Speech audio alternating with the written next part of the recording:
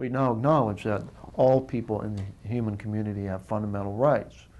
So the next step in the development of this moral and legal evolution is to say, wait a minute, if we're going to say that people of color have rights just as well as white people have rights, and that women have rights just as well as men have rights, it really makes no difference to say that non-human animals don't have rights, and that humans have rights. That is a contradiction, that is a hypocrisy, that animals have these rights just as we have these rights.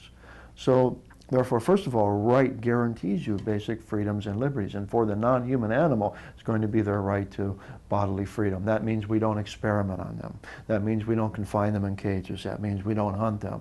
That means that we can't slaughter them for food just because it suits our palate preferences. So to have that right is an important guarantee for animals.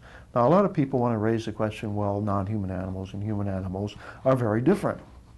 Animals don't design spaceships. Animals don't write algebra books. Animals don't compose sonatas. Animals don't think about the world on an ethical level than we do. And they want to point out all of these differences between human and non-human animals. But they're missing the point. The point is not what is different among us and them. The point is what is similar between all of us. That we are all animals. We have all evolved from a long continuum of natural evolution. That it's a continuum of consciousness and subjectivity and of a community of life. And so what really is at issue is what unites us, not what separates us. And what we have, that what we share with the animal world is that we're sentient animals and that we can feel pain and that we know the difference between pleasure and pain, that we have choices, we have preferences, we have a life that is precious to us, and we have young family members that are precious to us, and that we have wishes and plans, and we are subjects of a life. All living animals share this in common. And when you get right down to it, why human beings have rights is because they can feel pain and they have these kinds of preferences.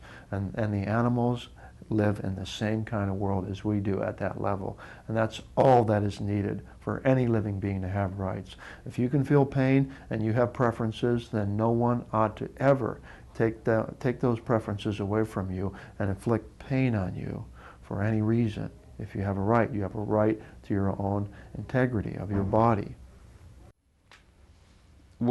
What you mean when you say that animals have rights is simply that you're not to take their life, invade or injure their bodies, or deny them their freedom because you think you're going to benefit, or you think we're going to benefit. The rights of the individual trump the interests that others have, the benefits that others are going to have. So the notion of an inalienable right, that is a right that can't be taken away or can't be traded off, I mean, it can't be taken from me. Yeah, animals certainly have inalienable rights. What's the relationship between animal rights and animal liberation? Animal liberation is a very practical step taken from the philosophy of animal rights. Now, a lot of people talk about philosophy rights, but they don't about animal rights, but they don't do animal liberation.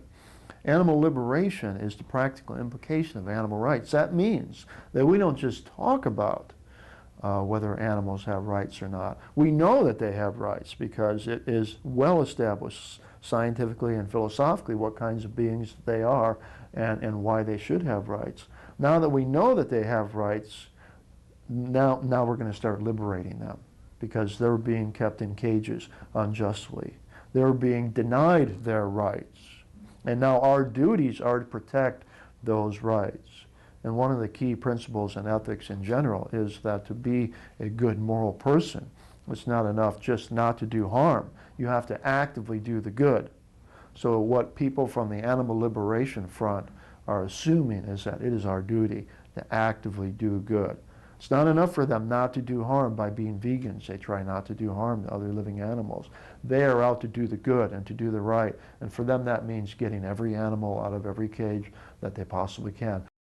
How would you answer the charges, and there's a lot of them, that this constitutes terrorism? I would say this is the most Orwellian perversion that I have ever heard, because the real terrorists are people who are out there killing animals. The real terrorists are people out there raping the earth. And the people who are saving the animals from the real terrorists, who are compassionate people, who are ethical people, who are willing to sacrifice their freedom for the life of another being, that is not terrorism. That is noble, that is dignified, that is the ethical life at its purest. Moreover, what kind of a terrorist is it that never harms another living being? Because the ALF does not harm other human beings in their actions to save non-human animals. They're informed by a non-violent philosophy, and they adhere to that very scrupulously. And what kind of a terrorist is it that does not have an explicit political agenda to wreak havoc on a society, but rather to raise the moral consciousness of its culture? They are not terrorists. They are fighting the real terrorists. The real terrorists are people in corporations and people running this government.